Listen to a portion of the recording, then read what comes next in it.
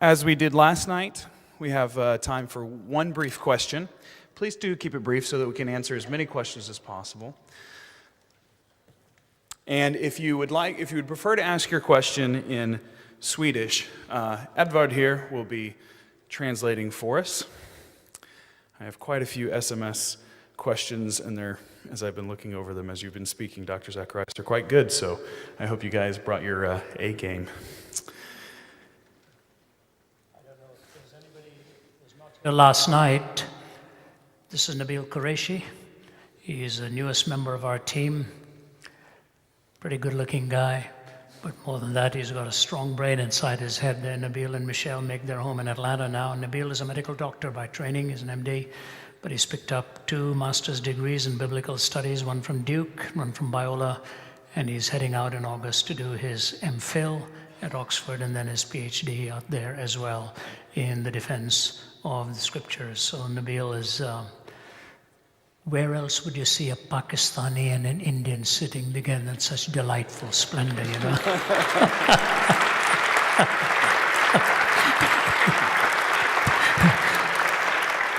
And the Saudi guy, too. Proof of the risen Lord, and we can be done now. Right. The first question is, you said that one reason for why you believe Jesus was who he said he was that you identify with his description of human intentions and feelings. How can making true claims within psychology make claims of the divine more believable? Repeat that I'll read it again. You said that one reason for why you believe Jesus was who he said he was that you could identify with his description of human intentions and feelings. How can making true claims within psychology make claims of the divine more believable? How can the claims within psychology make the claims of divine believable? I think the question is, how does Jesus' description of our condition help establish his divinity? Okay. Well, I'll take that and give the boys the next ones, since you're directly questioning me. Psychology wouldn't call it sin. There's one massive distinction right off the bat. Psychology would give you a description of a horizontal sense, so there will be no vertical dimension to a creator whose law you have violated. Now let me explain why I think that is so critical. It is because the psychologist ultimately cannot forgive you. They can describe the malady, they can describe the disposition, they can describe what it is that you intended to do, wanted to do, but the I think it was Ingmar Bergman's play Wild Strawberries, I think if I remember right, and you all know who he is. But in that play, a person goes to a court of law and he says to the judge, "What have I done?" And the judge says, "You're guilty." He says, "What am I guilty of?" He says, "You're guilty of guilt. You're guilty of guilt." And the person says to the judge, "Is that serious?" The judge says, "Very serious." Why? Where do you go if you're guilty of guilt? But if you're guilty of sin, you have a Savior. You have the one whose law has been violated and who has the right to forgive you. There's a world of a difference between the two, and you put the description of the human heart and give it that vertical dimension. See, this has ramifications far beyond psychology. It has ramifications for moral theory. When Richard Dawkins and the others talk about they can't believe in God because of all of the evil and wickedness in this world, I say to them, but when you say there's evil, you assume there's good. When you assume there's good, you assume there's a moral law by which to differentiate between good and evil. And if you assume there's a moral law, you must posit a moral lawgiver. But that's whom they're trying to disprove and not prove. Because if there's no moral lawgiver, there's no moral law. If there's no moral law, there's no good. If there's no good, there's no evil. The question itself disappears. Now, you may stop me at one point and say, wait a minute, Why do I need a moral lawgiver? Why can't we have our cultural moral laws? The answer to that is very simple. Because every time you raise the question of evil, it is either raised by a person or about a person, which means you are assuming the person has intrinsic worth. That cannot be assumed by naturalism. That cannot be assumed by naturalism. That's why at one point Dawkins and the British Humanist Association actually toyed with the idea that maybe there's no real such thing as evil. And humanistic psychology, a la Hobart Maurer, who was a humanist, said in losing the notion of sin, we lost the definition of who we were. He saw the shortfall of humanistic psychology in not giving the vertical dimension of what was wrong with us. So the divine aspect is implicit in his diagnosis and in the reference to our intrinsic worth and the provision that ultimately forgiveness and grace is needed. That cannot be done by the psychological theory alone. A person may choose to forgive you, but there are errors of remission, commission, and if the sin is ultimately vertical, then only God is big enough to say to you and me, we are forgiven.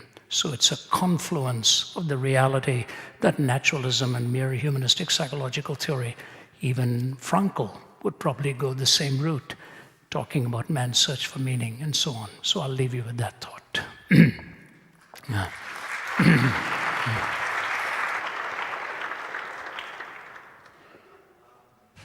This question goes to Mr. Zacharias as well. Well, you said that all worldviews are exclusive in some way. But I was wondering, how is a worldview which in principle permits all views, as long as they can be proven, exclusive? Last statement, how can the worldview what? If there's a worldview which permits principally all views, all ideas, so long as they can be proven, how is this worldview exclusive? Okay. If I'm forced, since you've asked me, I'll answer that. That all worldviews claim to be exclusive. But if a worldview asks that they will believe something so long as it can be proven, how is this worldview exclusive? Is that your question? It's a very good question, and very fair. The area of proof is not exclusive to one particular worldview. It is part of almost any worldview because you assume that what you believe is true. And a person, you have a right to ask me, how do I know that Jesus Christ is who he claimed to be, and you want me to give you an argument or you want me to give you a proof. And then if you say, I'm a naturalist, I only believe in certain kinds of proof, it is fascinating. The man who coined the proof of empiricism was David Hume. Okay. He said, if a statement is not mathematical or tautological, cast it then into the flames. It is nothing but sophistry. So he was arguing for the empirical method of investigation, logical positivism. Okay? If it is not mathematically so or necessarily so, cast it then into the flames. It is nothing but sophistry. The problem with David Hume's test for truth is that his own test for truth was neither mathematical nor tautological. So the statement itself did not meet his own test for what truth. It was not a mathematical statement. His statement was a metaphysical statement. So you're dealing now with the question of epistemology. How do you know something to be true? When you come to the scientific worldview, you apply the scientific method of empirical investigation. But it is always a tentative conclusion because something else can come in and change your conclusion. When you're talking about history, how do you verify history? You go to the documentation, proof is the word that is not used. The word is how do you demonstrate, how do you verify, how do you defend it? When you come to metaphysics, how do you prove the laws of logic? The laws of logic are considered to be self-evident because if a person denies the law of non-contradiction, he's actually affirming the law of non-contradiction while challenging the law of non-contradiction. So the test of truth is not exclusive to just one worldview. It is a proof where you demonstrate why your claim is exclusive or why your claim is true. It is not a worldview that says, I want proof. It is worldviews that are necessarily offering truth, in which case the counter-perspective demands proof or evidence. So I don't see that the naturalistic worldview is the only worldview that claims that wants proof. Religious worldview does too. If the question is, how do I know this is true? That is an epistemological question. So let me summarize it with this. When you're dealing with the Christian worldview that claims to be true, you're dealing with 5 areas of truth: theology, metaphysics, ethics, epistemology, and anthropology. You bring all of these 5 together, and if you say to me, your worldview says, I demand proof, I would bring these 5 disciplines together and tell you, here is the evidence of why I believe the Christian faith is true. So it's not only your worldview that demands it, my worldview does too.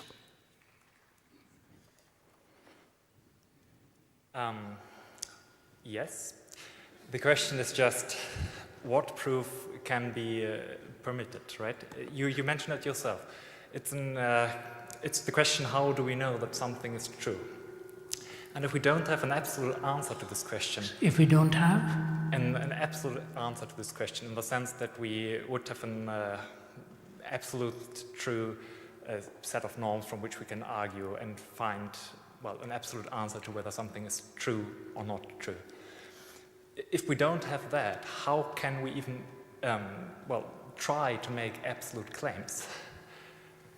As, for instance, religion does. I mean... Yeah. Fair enough. And I'll tell you one of the ways you do that. It's a great question. How can we make absolute claims when we can never be absolutely sure? All right? Are you absolutely sure that you need to know absolute truth?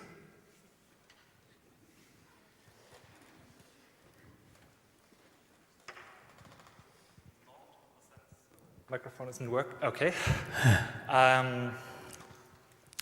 I am not absolutely sure that I want to know whether absolute truth exists or not. Okay, so that's a different question. But I can say, even if I don't know, in the sense of relative truth we can have by adopting to some ways of arguing, I want to know. But then the question is, what can I allow? What proof can I allow to prove or disprove my theories, right? Yeah. Okay, fair enough. I let one of the other guys at this too, but here, let me say this to you. I think you're going about it the wrong way, and I'll tell you why. I remember being at the University of Florida, and the guy stood up and said, "How do I know that I exist?" He's a university student. And so I just looked at him and I said, let me quote for you what Professor Nathan at the University of New York said to a student when he asked him the question, "Professor Nathan, how do I know that I exist?" Professor Nathan said to him, "And who, shall I say, is asking?" See, even consciousness is not given to you by direct proof. The very fact of the 2 most important expressions you have just demonstrated, energy and consciousness, are evidenced by their results, not by the immediacy of what it is we claim. We don't see energy, we see the effects of it. So here's what I want to say to you. When you are investigating a worldview, you have to go to logical consistency, empirical adequacy, experiential relevance, undeniability as a test of falsehood, unaffirmability as a test of truth. You have these 5. When you start off investigating a worldview, I'll tell you what is a surer way to do it than that. You start off by establishing if there is anything systemically false within that worldview. If there's something systemically false, then it implodes and caves in. You have to test it, and you test it by the coherence and correspondence. And if something is false within that worldview, you immediately have to be suspicious of whether the worldview itself is claiming to be true. And I'll have to let somebody else take the floor now, but here's what I say to you. If you could demonstrate for me that Jesus Christ never rose again from the dead, okay, suppose you could, I would have to revisit my whole worldview, not because I think you have proven your point, but you have asked me to demonstrate, you have demonstrated something that is systemically intrinsic, that is necessary for my worldview. And I believe that epistemology has a diversity of approaches, and anybody who denies that and thinks logical positivism is the only way makes the same mistake Stephen Hawking did, and the metaphysicians will take you to task for it. So the 5 tests I've given you is this. Now here's my closing thought for you. Is there an absolute? Yes. What is that absolute? If you're driving and you come to a traffic light and you stop, I'm assuming you do that here. In India, we just think it's Christmas and keep going. But you see a red light and you stop, okay? Now, your mind is wandering, and you look around and you see the car next to you, but you don't know if that car is moving or you're moving. What is your first thing you do? Go for your brake. If after you put your foot on the brake, you say to yourself, I don't know if I'm moving or he's moving, something is still moving. What is it you do is you look at something immovable, a tree or a lamppost or a building, and by that you judge whether you're moving or standing stationary. What would happen if the tree and the building started to move too? That is the whole world of relativism. So I say to you, an absolute is an unchanging point of reference, and for the Christian, that unchanging point of reference is God. Certainty comes from being meaningfully certain of what it is you're asserting. You cannot claim total objectivity in the semi-transcendent frame of mind. Neither you can claim that, nor can I claim that. So a meaningful certainty when the tests of truth are given to the assertions, that is the worldview to which I submit, and you will also have to submit. Stephen, Richard Dawkins this very week made the comment in an interview, it may be that evolution might prove to be wrong someday. But what did he say then? He said, well, maybe spores from another planet or something, started. He said, I don't know. But is he meaningfully certain right now that there's an earthbound explanation? Yes. Do I agree with him? No. Because I'm meaningfully certain that his arguments do not hold water. The earthbound theory of explanation doesn't satisfy it. So I'll leave that with you. Thank you. One of you guys can take the next one. Michael, do you want to add anything to that? No. Okay. We'll ask another quick, maybe, text question. Can you, this would be for Nabil. Can you explain with logic and a rational way the concept of the Trinity? Yes. Great. Next question. No, it's a very good question because it is so idiosyncratic to the Christian faith, and it is extremely important to understand. When I first wrestled with the Trinity, I found it to be very difficult. In fact, I was taught that the Trinity was veiled polytheism. Being raised in a Muslim home, especially with verses from the Quran like Surah Al-Ma'idah, verse 73, it made it pretty clear to me that the Trinity is a belief in three gods, not one. And when I asked the average Christian to explain what the Trinity was, I usually didn't get anything more than a blank stare. And they would say, well, it's 3 in 1. And I'd say, well, what does that mean? You know, it's 3 in 1. It's like, well, that's a shampoo, not God. Tell me, what do you mean 3 in 1? And generally speaking, I wouldn't get a response. I'm going to cut to it so that we can have more questions. It's important to be able to articulate the doctrine of the Trinity if you believe in it. If you believe in it, be able to articulate it. Otherwise, you don't really know what you believe in, and you don't actually believe it. You want to believe it, but you don't know what it is. So be able to articulate the doctrine of the Trinity. The doctrine of the Trinity is the belief that God is one in being and 3 in person. 1 in being and 3 in person. So right off the bat, it's not a contradiction. Because if I were to say it's 1 in being and 3 in being, that is a contradiction. It's 1 in being and 3 in person. So what's the difference between a being and a person? A being is that quality or that essence or that substance, whatever you want to call it. A being is that which makes you what you are. And a person is that quality or that essence that makes you whom you are. So a being is that which makes you what you are. A person is that which makes you whom you are. Now, what kind of a being am I? Thanks for the vote of confidence. I appreciate that. Human being. I'm a human being, just so you know. Now, who am I? I am Nabil Qureshi. So what I am is a human being. That's my being. Who I am is Nabil. That's my person. The two are not the same thing.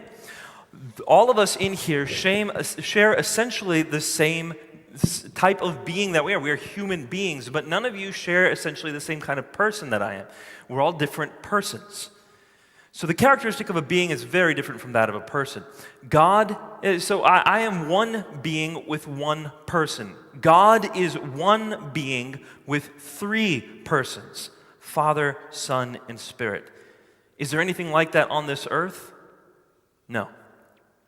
But does that mean God cannot be one being in 3 persons? Absolutely. It means he can be that if that's what he is. There's no way we can know these deeper things about God apart from revelation.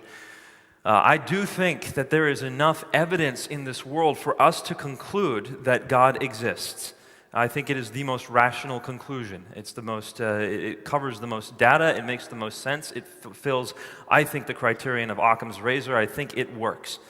But how much can we know about God after that point? I think revelation is necessary to know the deeper things about God, and this is one of them, that God is 3 in 1. Tied in with this concept then of Trinity is also the idea of the persons of God. What does it mean for Jesus to be the Son of God? What does it mean for God the Father to be the Father? These are different roles in the Trinity, and oftentimes people see the term Son and then impute inferiority to the Son. In a sense, that's accurate to do. So let me put together some Bible verses for you, because especially when I debate Muslims or dialogue with them, these issues come to the fore, as they did with me when I was a Muslim. Some people will say that Jesus says things like in the Gospel of John, he says, "The Father is greater than I." How is it possible that Jesus is God when he says, "The Father is greater than I"? And I would answer that question by saying, in our organization, Uncle Ravi Zacharias, he is the CEO of the organization. He is greater than I am. I'm at the bottom of the totem pole, he's at the top. And right now I'm earning brownie points. So he is greater than I am, but he is a human, just as I am. So his being is essentially equal to mine. He's a human being, I'm a human being, we're equal in that sense, but his role is greater than mine. And I'm inferior in that sense. So when Jesus says the Father is greater than I, the being is equal, the role is different. And this is how the Trinity all comes into focus when we start reading the Scripture. One last thing I want to close with is some people will say to me, "But Nabil, the Trinity is not present in the Old Testament. This is something new that Christians came up with." I don't think so. I think when you start reading the Old Testament a bit more carefully, now through the lens of clarity that we have from the New Testament, you start seeing it in the Old Testament. And people might say, where? Where did we start seeing the Trinity in the Old Testament? I see it in the first verse of the first chapter of the first book of the Bible. Genesis chapter 1, verse 1. It says, in the beginning, God created the heavens and the earth. Well, let's take that back into the Hebrew. It says, Elohim created. Elohim is the plural of God. It's gods. In the beginning, gods, but then the word created treats that word as if it's singular. In the beginning, gods created, as if it were singular. So right there at the very beginning of the Old Testament, you have plurality and singularity in the Godhead. You see it again in the very same chapter where it says, we. God refers to himself as we, plurally. How can God refer to himself plurally? And some people say, well, the Queen of England does that. The plural of majesty was not used in Hebrew at that time. It was not convention. And then also when God says, we will create man in our image, male and female, we will make man. Male and female, in his image, and then it goes to plurality once again. Multiple times plurality in the Godhead. I'll end by saying this. In the Shema, this is the statement that Jews would often recite twice a day. Shema Yisrael, Adonai Eloheinu, Adonai Echad. Hear, O Israel, the Lord our God, the Lord is one. Okay, very profound proclamation. The Lord our God, the Lord is one. In a world of polytheism, it's very profound. But that word one, echad, is not used to describe a singularity. It's used to describe something like a cluster of grapes. You would refer to the entire cluster as one cluster. That's what the word echad is. So even in the Shema, we have shades of the Trinity. It's just clarified through the person of Jesus, and it explains so much of what happens in the gospel. And I think, there's a lot more we could discuss here, but I think it's one of the most beautiful teachings about the depth of God's character and how he is unlike anything in this universe.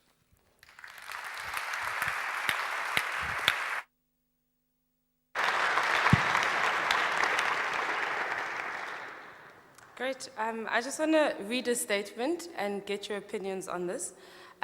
Science itself serves mainly as a tool to explain the world as we perceive it, using models and not truths or answers as is often misunderstood. So science does give us room to argue for the existence of God. However, today, the case that some Christians make is that God cannot be explained scientifically. And that is why maybe some scientists don't believe in God. What do you think about this?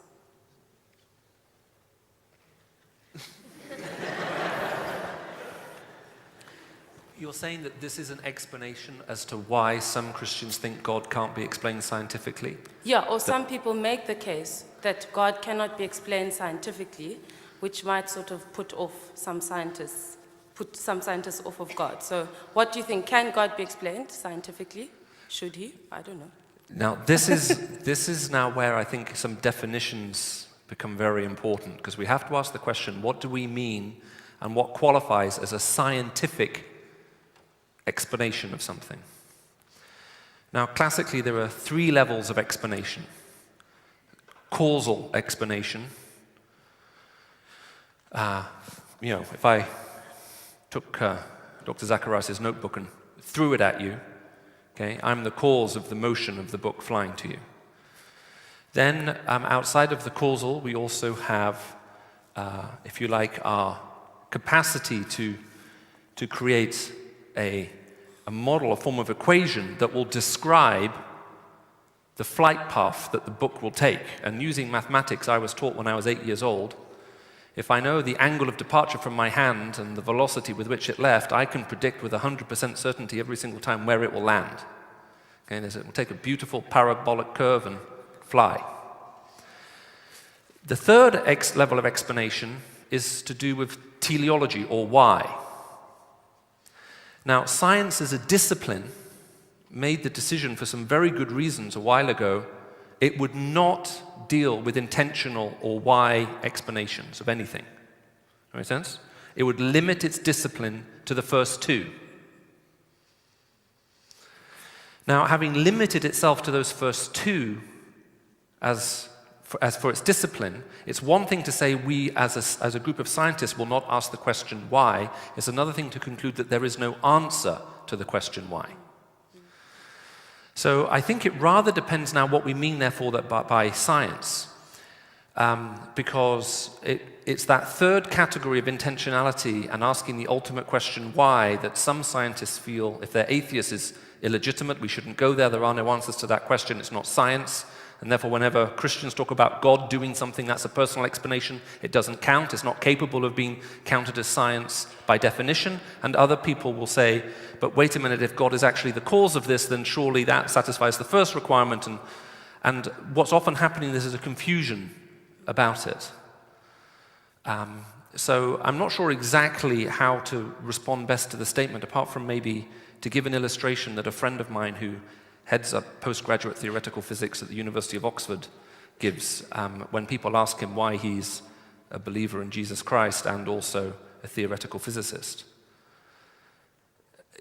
In Oxford, we drink a lot of tea. You may be aware of this fact. It was what makes us so interesting as an English race, the tea drinking. And let's supposing you walk into this Oxford Don study and you see the kettle boiling.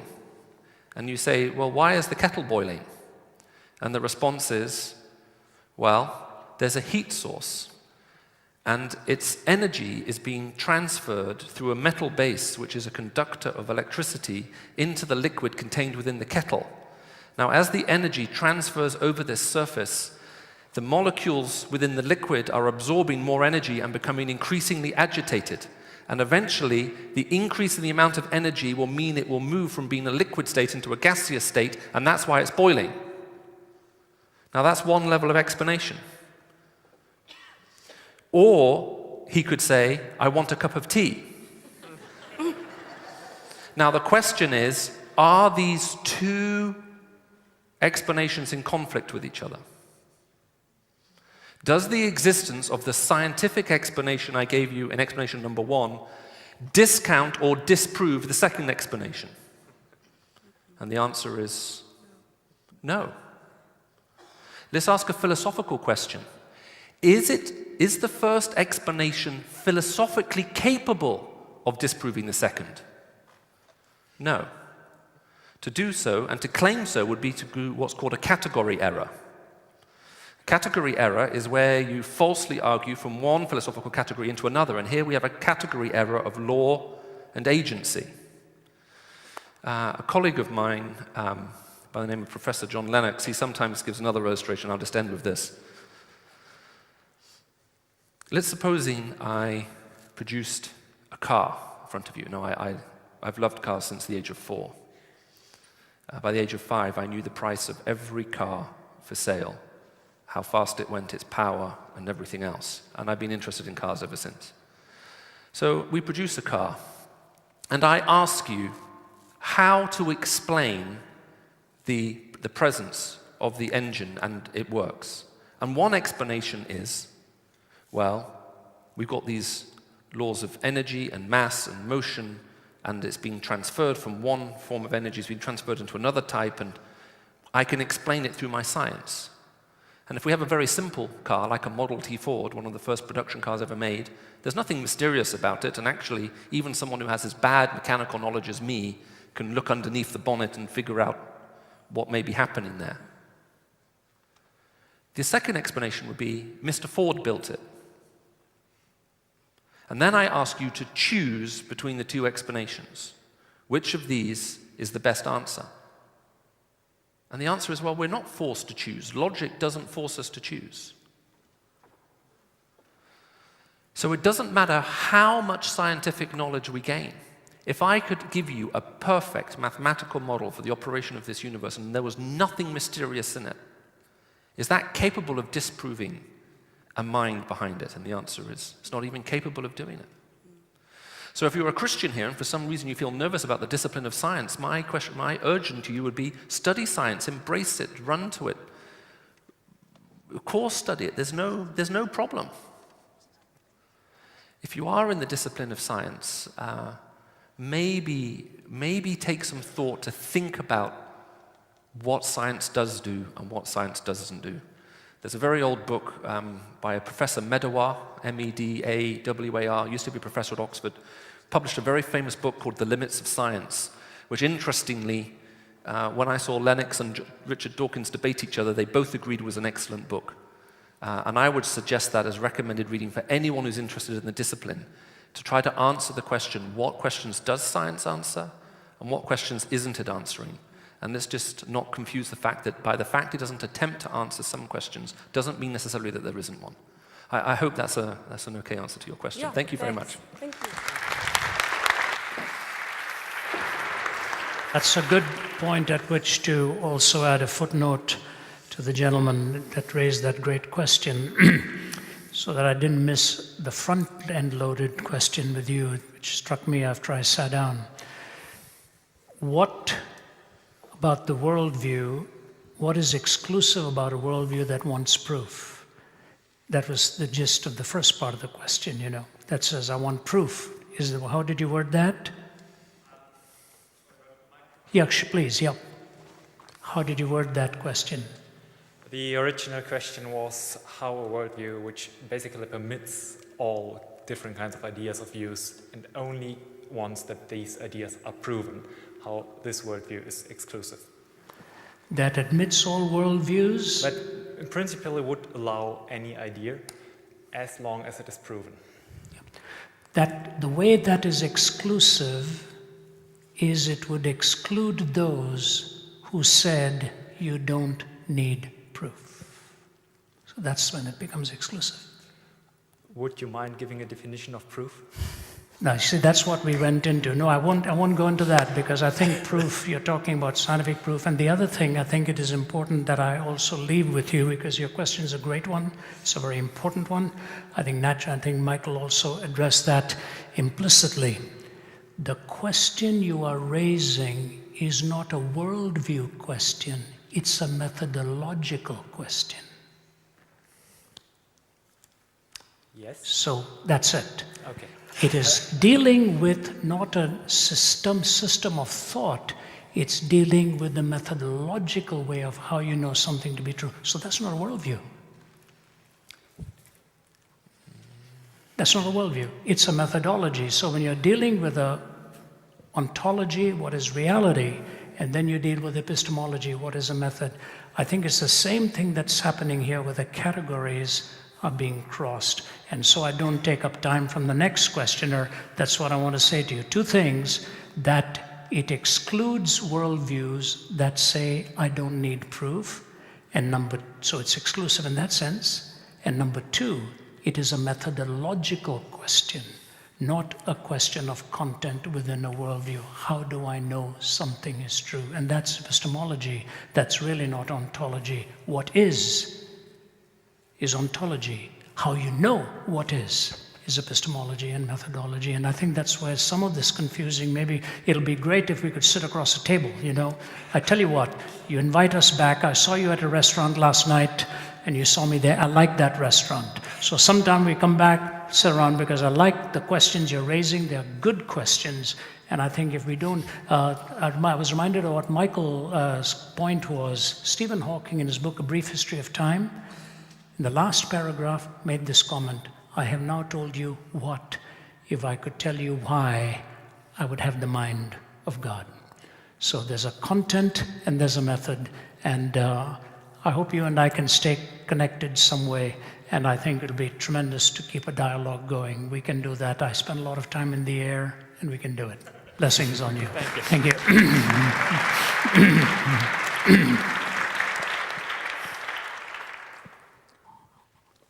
Yeah, Dr. Ravi Zacharias. My question is from the topic yesterday on secularization, its power and its control. I just want like a personal application to say, you talked about secularization, loss of shame, pluralism,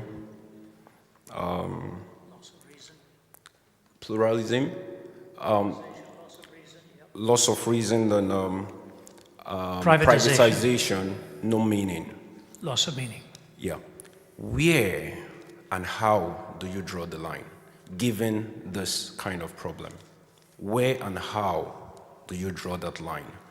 Then, with respect to why I am a Christian, how does one explain? Because what's very interesting for me is the transformation and the afterlife when you become a Christian, like explained by Michael. I want to know, how do you explain, like in Africa, where you have so much religious belief and less transformation? Shall I take? Okay, let me just take the second part of the question first, because we can maybe deal with that faster. I've been to Africa many times, and it's a wonderful continent. And if it were possible to solve all the issues of corruption right across the African continent, it would maybe well be one of the richest continents in the whole world. There are a lot of people even in Africa, who claim to be Christian. And one of the challenges is, what do you do with people who claim to have a transformed life, but their life isn't transformed? That's a problem. One of the earliest books in the Bible is the book of Galatians. The writer of that letter, the Apostle Paul, has some big questions in that book. One is, what is the real gospel as opposed to the false gospel? That's one of his questions, and it's a very big question. His second question is, what is a real Christian as opposed to someone who claims they're a Christian but not? Now, with regard to what you're asking, there are many people in this world who claim Christianity, or maybe use it as a title.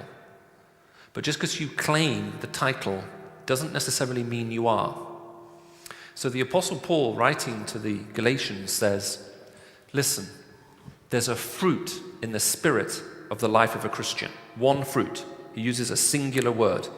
And the fruit, he says, when you taste it, should taste of love, joy, peace, patience, kindness, gentleness, and so on.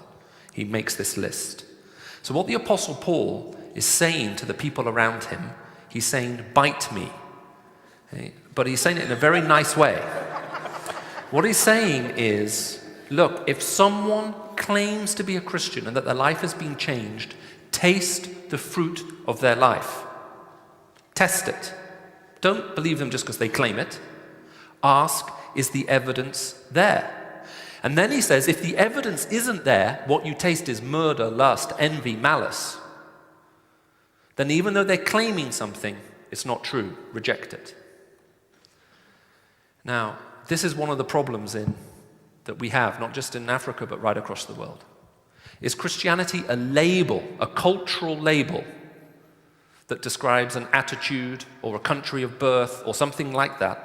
Or is it encountering the person of Christ and having your whole life changed? If it's just a cultural label, then sure, many things can be Christian. But if Christian literally means little Christ, and it was in Antioch that Christians were first called Christians, it literally means you look like Christ. You're like a smaller version of him. If it means encountering and being changed by him so you're like him, you should be able to see that in the lives of the people around you. Because you raised it within the context of Africa, there was an amazing editorial written by one of Britain's leading atheists. His name is Matthew Paris, and he wrote an article in the Times newspaper just before Christmas, several years ago. I remember reading the paper thinking, this is incredible. And if you Google it, look for it. His surname is Paris, P-A-R-I-S, like the city. And the article was called Africa Needs God. And the general gist of his article is this. He said, look, I volunteer for the UN. I help the UN campaign for clean water projects in Africa. He says, when you go to Africa like I do, he said, you meet a lot of Christian missionaries there who are also providing clean water. And what I would normally say to them as an atheist is, look, just give them the clean water. Drop God. They don't need God. They don't need Jesus. What they need is clean water. Why can't you Christian missionaries go to Africa and just give them the clean water and leave religion out of it? It's better. And then he says, it is hard for me to write this. And even as I write it, I'm struggling to believe I'm saying it, but Africa needs God. He said, as I travel around and meet those people who have encountered the person of Christ, their hearts are changed. Their lives are different. You can see it in their eyes, and you can see it in how they live their life. Now, I find that fascinating coming from the pen of such a well-known atheist in England. So, on the other side to the question about, just because you related a question asked, read that article. I would encourage anyone here, just Google it. You'll find it on the Times newspaper website, the article. Matthew Parris I find him a fascinating atheist. I read almost everything he writes because he says so much that I agree with, and he also says it so well. And see if that is helpful.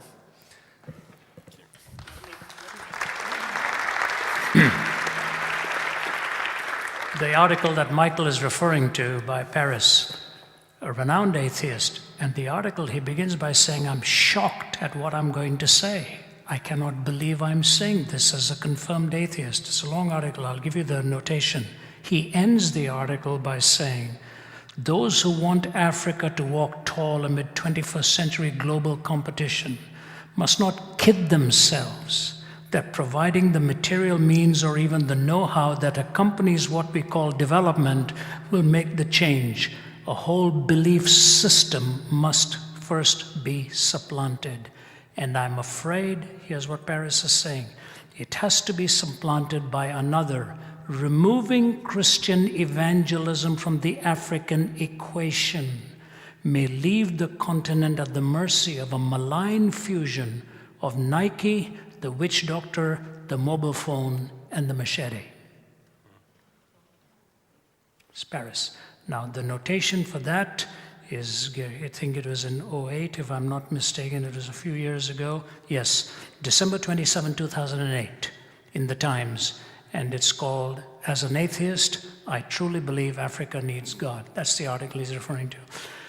To go to the first part of your question, where do we draw the line in secularization, pluralization, privatization? I'm not sure I'm getting to the heart of what you're driving at. But how does it work out in culture? It works out this way. There are three ways in which cultures function. Social theorists with the God idea will tell you. There is a theonomous culture.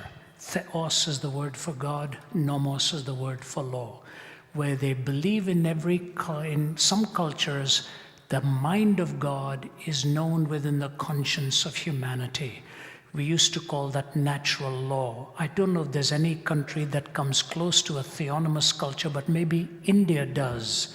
India, they refer to themselves as dharti ke aadmi, people of the soil. But there's a sense in which respect for elders, traditions, ceremony, and all they say is in the conscience, it's in the heart. That's a theonomous culture. There's a second kind of culture which is called a heteronomous culture. Heteros meaning other, nomos meaning law, another law. What does that mean? Where a handful at the top dictate for the masses below. In religious terms, Iran, Saudi Arabia, they are heteronomous cultures, where the handful at the top control the belief and the practice of the masses. You really don't have the freedom to disbelieve. In irreligious terms, China is a heteronomous culture, where a handful at the top control it for the masses below. For the most part in the West, we would not see ourselves as theonomous or heteronomous. We would see the culture as autonomous. Autos, self, nomos, law, where we individually determine for ourselves which path or which belief or which moral theory we are going to be able to subscribe to. The difficulty with that is the framing ideas of a culture have to be pre-subscribed to first. And a cultural revolution is underway when you reject the shared meanings of the past. And in pluralization today, when I went to Canada in 1966, there were 500 Indians in Toronto. Which means if you saw another Indian, you'd cross the road and say, how are you doing? Let's go and have a cup of tea or something like that. Today there are 500,000 Indians in Toronto. If I said hello to every Indian in Toronto, I wouldn't get anywhere. You're going to bump into them all over the place. The whole city, the whole ethos has changed. Now, when there's an infusion of a different culture and a different version of belief, where are the shared meanings of the past? There are no longer shared meanings of the past. There's a mix that has to come in. Let me give you one illustration from America, then I'll sit down. It's this.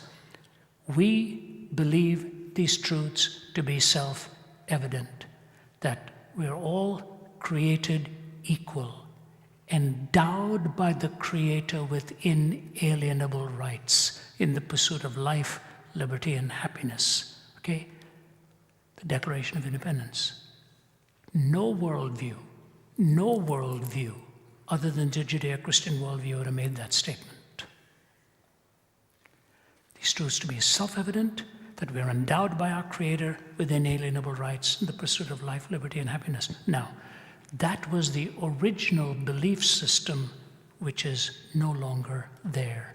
That's why natural law has gone, and autonomy now means what can politically be enforced, where today the institution that is least trusted in the West and the East as well is politics. But that's where we place our trust in ethics. We call it politically correct. The very institution we distrust is the institution we entrust our ethics with in the end. It's very difficult to draw the line when there's not a prior commitment to a worldview and a value system. That's why our world is in absolute chaos today. There is no prior commitment or shared meanings of the past. Your question is a great one and has to be pursued by social theorists. And I would just say to it, you remove God from the paradigm, and Chesterton said, the tragedy of disbelieving in God is not that a person ends up believing in nothing. Alas, it's much worse. You may end up believing in anything. That's where we are. Thank you. We'll take the last one for him. Thank you. First of all, I would just want to say thank you so much for your ministry. It's meant a lot to me, for me personally. It's been 1 year since I first met Christ, so I'm nervous just standing here and saying this. My question is quite simple, and it goes out to any one of you. It would be nice if Ravi answered it, maybe just because I'm a little bit starstruck or something. What's your best advice for a person who has just started their walk with the Lord? Who's just starting their walk with the Lord? Yes. You know what? I would be honored to answer your question, but I'd like to give my friend here the opportunity because he's a younger Christian, and then I'd like to close with a closing statement. Yes. But thank you. I think you'll get excellent advice from Nabil. We talk about these things a lot. In fact, we spent 2 hours yesterday around lunch talking about things like that, so Nabil will help you with that. I think it's interesting that all the questions tonight were pretty exclusivist, directed at him. I feel left out. No, that's perfectly fine. I would be asking him the question too. I mean, he's the legend. So whatever I'll say, he'll fix it when I sit down. I think as a new Christian, I remember back to when I was a new Christian, I had no idea what I was doing, like no idea. My friend who had shared Christianity and the gospel with me, he had to go to New York as soon as I accepted Christ. That was August 24th of 2005. He left because his PhD program was starting in New York. And so I didn't know what I was doing. I met some other Christians who had just become Christian too. There was a Buddhist who had just become a Christian, and there were two guys who had kind of been cultural Christians their whole lives, but they didn't really walk with Christ, and so they were deciding, that fruit that he was talking about wasn't there. So the four of us got together, and we said, how are we going to do this? And we said, well, we want to follow Jesus, so we want to be like Christ. And he said, how are we going to do that? I said, well, let's go to a Christian bookstore and see if there's a book that teaches us how to be like Christ. So we go to a Christian bookstore, and we see a book on the shelf said, so, you want to be like Christ? Yes. So we picked up the book, and we just started reading through it. It was by a man named Chuck Swindoll.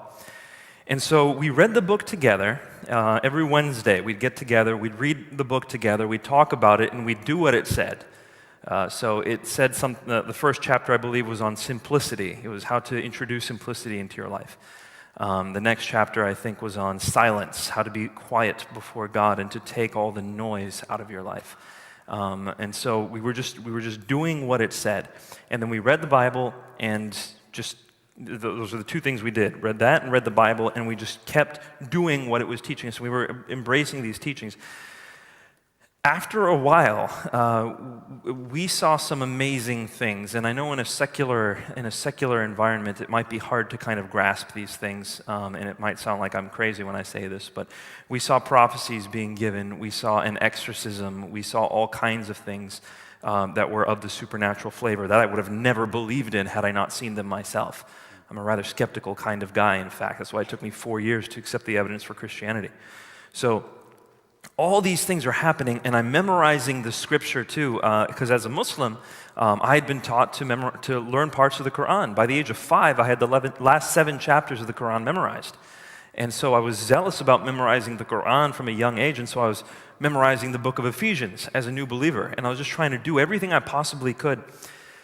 When I got to church, I finally started going to a church, I realized nobody else was really that passionate about being like Christ. And slowly my enthusiasm wore off. I pretty much I stopped memorizing. After I memorized Ephesians, I never memorized anything else. And all this time spent in trying to be like Christ, that kind of went by the wayside, and I started engaging myself in life again. And that magical moment of being an early Christian, walking with Christ and really just throwing myself onto his person, that was gone because it wore off. So my advice to you is not don't go to church. Go to church. It's important. But my advice to you is make sure you maintain a passionate pursuit of Jesus. There's so much that can kind of cloud your view as a Christian. What do Christians believe about this? How do Christians go about that? What do Christians believe historically about this? Blah, blah, blah, blah, blah. That stuff can be important, but Jesus, keep him front and center. Learn more about him. Learn how he would respond to a certain situation. Learn how grace would be shown through him. And when you think through that lens, then you become more and more like him. And that's what the meaning is to be a Christian. The word Christian implies that you are a little Christ Christian. And so many people I know call themselves Christian but never display the grace of Christ. They call themselves a follower of Jesus but would never be self-sacrificial the way Jesus was self-sacrificial and taught us to be self-sacrificial. So keep your eyes set on Jesus, passionately pursue him, be ready to be a fool for God, because I'm telling you, as that transforms you as a person, you will become a light in a dark place. And don't get distracted by Christianity. That will come if you keep your eyes set on the center, on Jesus. That's the greatest advice I could give you. Thank you.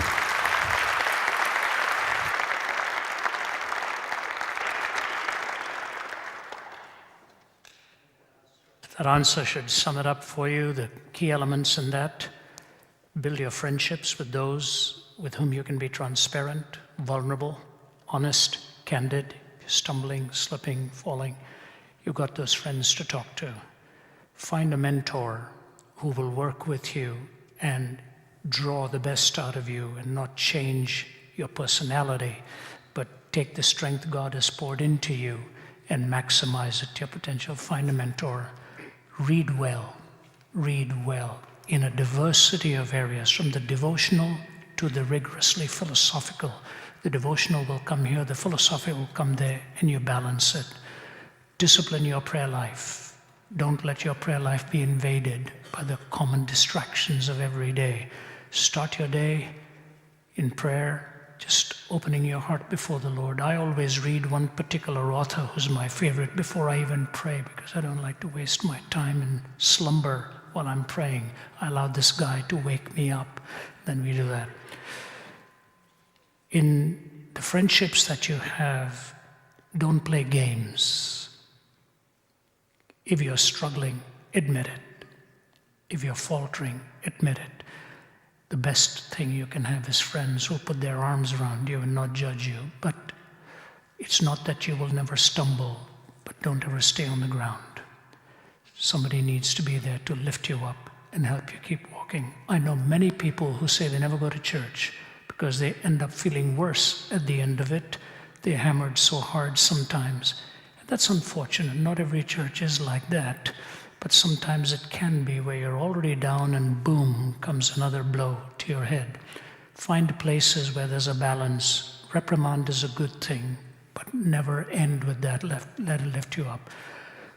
I've traveled so much in my life that my companions have been my books.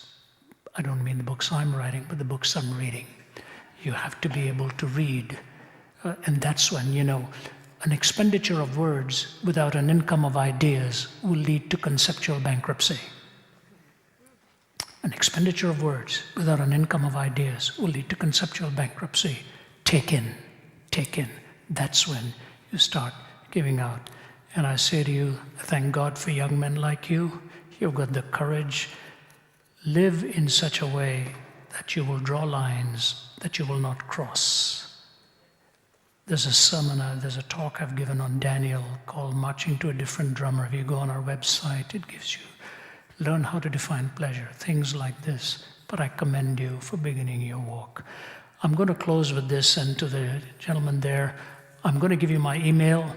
I don't do this in public ever, but I'll give it to you. Let's pick up a correspondence, because I think your questions are right on target. They're obviously trying to unpack why this, not that, and whatever your views are on Christianity, I don't know, but I think your questions are great.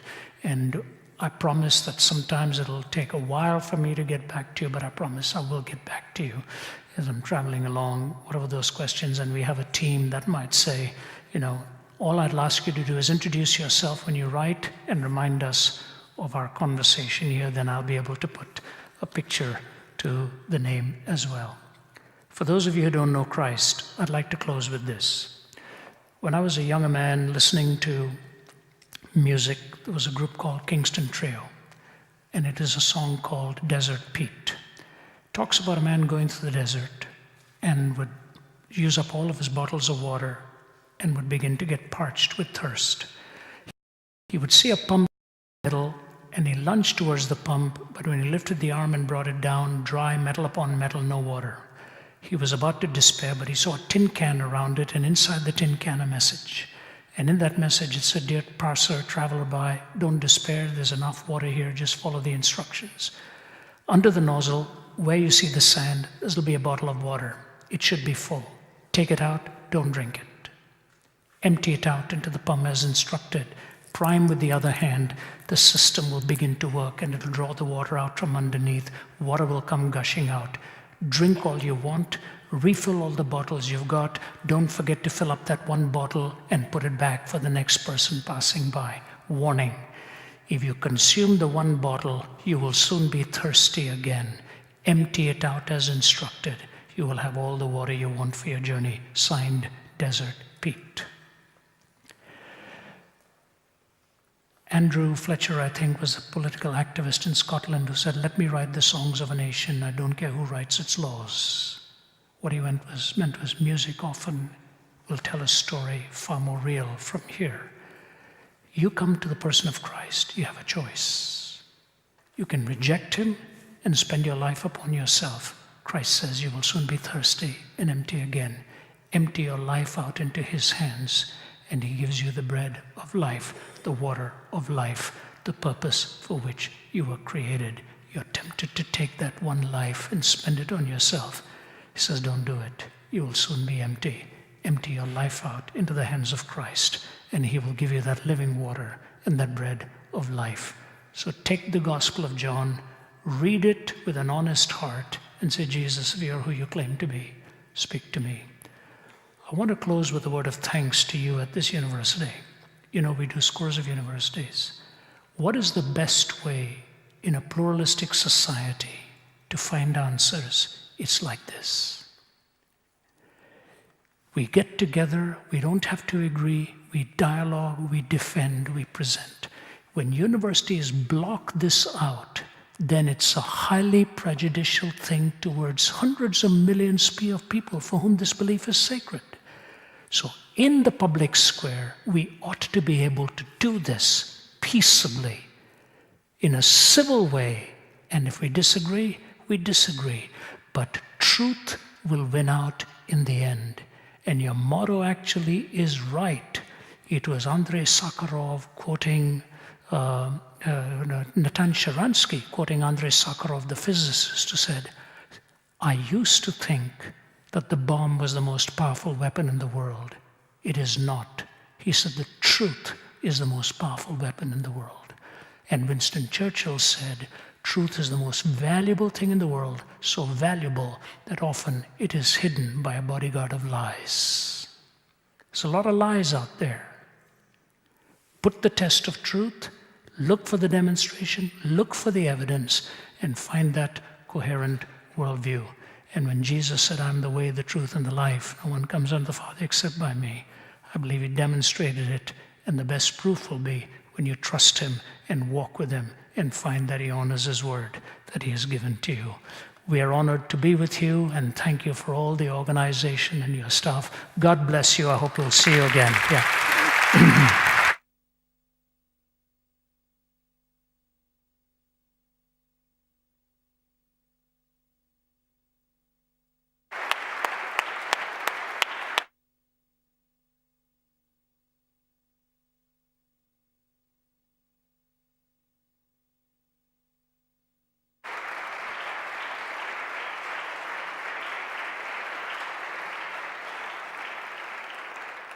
Thank you, Dr. Zacharias. Thank you, Michael and Nabil. I think I can say for all of us, this evening has ended too quickly. I can feel in the air that there are still more questions. I know that on my phone there are still more questions. I will be brave and actually venture an idea that if you have sent a text message, that is my number. This is what I do. I may not be as wise as these men, but my search is for the truth as well. And I long to dialogue. Credo and agape long to dialogue. For you, sir, who just became a believer, seek out one of these student groups, because this is our desire, that we would grow in relationship to Jesus Christ, not because it is a worldview, but because it is a person who makes a difference and changes the world. Period. And that is why we exist. Please take the time and fill out the response cards. We would love to hear from you. Drop them off. Talk to the students who are in the back. Thank you so much for coming, and may God bless you.